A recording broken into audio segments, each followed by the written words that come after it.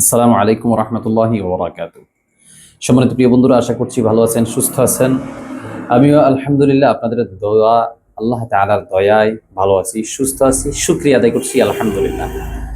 আজকে আপনাদের কাছে আমি একটা বিষয় নিয়ে আসলে হাজির হয়েছি। বিষয়গুলো আসলে আসলে আপনাদেরকে না বললেই নয়, এটা আসলে আপনাদেরকে বলা দরকার আমি মনে করতেছি।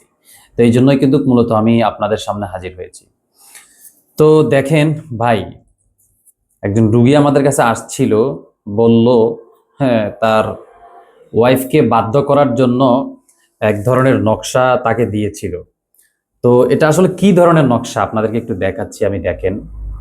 এটা ওই যে ছোট বাচ্চারা লিখলে যেমন হয় আর কি। এটা না কুফরি, না মঘাবুদ্ধ, না কোরআনিক, কোনোটাই না। কোরআনিকও না, কুফরিও না, কিচ্ছু না। জাস্ট এটা একটা আপনাদেরকে মানে আই ওয়াশ, এটা আপনাকে দেখাইছে যে এখানে আসলে কিছু নাই। আপনারা বুঝের যদি কেউ থাকেন আমাকে একটু বলেন যে এখানে কোনো নকশা, কোনো চিহ্ন, এখানে কোনো কিছু আছে কিনা একটু দেখেন। এইভাবে একাধিক কয়েকটা তদবির তাকে দিয়েছিল যে তার ওয়াইফকে আনার জন্য। তো গত কয়েকদিন আগেও কিন্তু আমি একটা ভিডিও আপলোড করেছিলাম এই নকশা নিয়ে, যে একটা নকশা দিয়েছিল এই তাবিজ দিয়ে নাকি তার ওয়াইফকে হাজির করবেন। এক মূর্খ সে এই নকশার কমেন্টস করছিল যে এই নকশাটা দিয়া যদি সে হাজির করতে পারে তোমার সমস্যা কি। তো যেই জাহেল মার্কা লোক এটা কমেন্টস করছিল, আমি ওই জাহেলকে উদ্দেশ্য করে বলছি, আরে জাহেল, তুমি যে বলছো এই নকশা দিয়ে হাজির করলে আমার সমস্যা কি? আমার তো কোনো সমস্যা নাই, এই নকশা দিয়ে তো হাজির হবেই না। আর তুমি যদি পারো এই নকশা দিয়ে হাজির করতা, তুমি আমার হাজির করে ইয়ে দেখাও। তাইলে আমি তোমার 1,00,000 টাকার চ্যালেঞ্জ ঘোষণা করলাম যে আমি এই নকশাটা দিয়ে ভিডিও করলাম, কারণ এই নকশাটা একটা মানুষের বানানো নকশা। আর তদবির শাস্ত্র এটা এসেছিল সেই ফেরেস্তা হারুত মারুত থেকে, নবী সুলাইমান আলাইহিস সালাম থেকে, জিন থেকে। সেই এই তদবির জগৎ বা তদবির শাস্ত্র, তন্ত্র মন্ত্র সাধনা আসছিল সেখান থেকে, অর্থাৎ জিন থেকে এবং ফেরেস্তা থেকে কিন্তু এটার উৎপত্তি হয়েছিল, এবং নবী সুলাইমান আলাইহিস সালাম থেকে কিন্তু এটার উৎপত্তি হয়েছিল। তাহলে মূল কিন্তু জিন এবং ফেরেস্তা, হারুত মারুত ফেরেস্তা।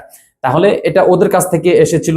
জাদু বলেন, সেহের বলেন, ব্ল্যাক ম্যাজিক বলেন, যাই কিছু বলেন, ওখান থেকে আসছে। তাহলে এটা মানুষের বানানো তদবিরের সংখ্যা দিয়ে কিভাবে কাজ হবে, এটা যেই জাহেল কমেন্টস করছিল, আমি তার জন্য আজকের এই ভিডিওতে আবারও এটা নিয়ে ভিডিও করছি। যাই হোক, তো আমি বলতে চাচ্ছি এখানে যে এই লোকটাকে একাধিক, যে একটা খাতার মধ্যে দেখেন ভাই, তদবির করার জন্য, তদবির লেখার জন্য, বশীকরণের তদবির লেখার জন্য আপনাকে অন্তত ফেস্ট কাগজ আপনাকে অন্তত ব্যবহার করতে হবে, এবং এই কাগজে আপনাকে মিশক জাফরান কালি অন্তত ব্যবহার করতে হবে। মিশক জাফরান কালি ছাড়া আপনি কিভাবে তদবিরের কাজগুলো করবেন আমাকে একটু বলেন তো।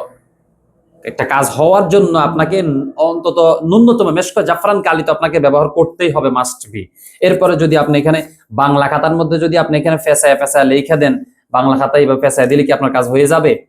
এইভাবে আসলে আপনারা আর কতদিন বোকা থাকবেন আমি আসলে বুঝি না। আবার আপনারাই আমাদের কাছে এসে বলেন যে ভাই, অনেক তো টাকা পয়সা দিয়েছি প্রতারককে, এখন আপনি কি আমার কাজটা করতে পারবেন? প্রতারককে টাকা দিয়েছে সমস্যা নাই, কিন্তু আমাদের সামনাসামনি যখন আমাদের কাছে আসে তারপরেও মানুষ এই কথাগুলো বলে যে হুজুর আসলে কি কাজটা হবে।